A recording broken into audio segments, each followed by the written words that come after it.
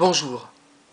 Bientôt on parlera de la COP21, la crise climatique, de tous les dérèglements qui risquent d'arriver si on dépasse les 2 degrés. Ce peut être inquiétant, angoissant.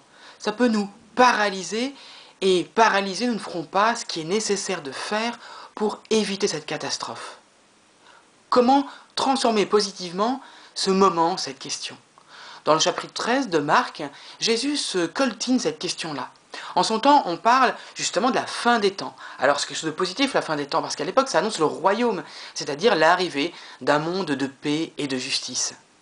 Mais les gens sont également paralysés, parce que les signes qu'ils ont devant eux, c'est plutôt les guerres, les persécutions, et donc il y a l'angoisse de se dire « à quoi ça sert que je change maintenant? Je n'y arrive pas, je suis paralysé par toutes ces difficultés ».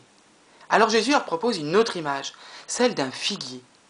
C'est le printemps, le figuier commence à bourgeonner et va donner des fruits. Une image positive de renouvellement.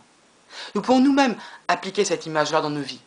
Plutôt que de regarder uniquement la question des glaciers qui fondent, des îles ou des pays qui risquent d'être ensevelis sous l'eau. Regardez plutôt tout ce qui se passe dans ce monde avec des gens qui commencent à changer leur façon de consommer, leur façon de produire, une agriculture différente, une façon de fabriquer différemment des maisons, une façon d'être différemment en relation.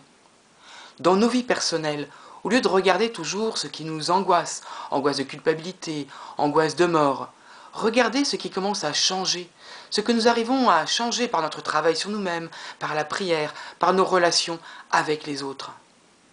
Regardez plutôt ce qui est positif et ce qui permet de commencer à transformer les choses pour arriver vers un nouveau monde.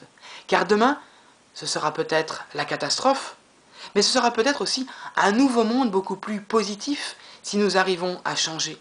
Un monde beaucoup plus solidaire, beaucoup plus en lien avec les autres et avec la nature.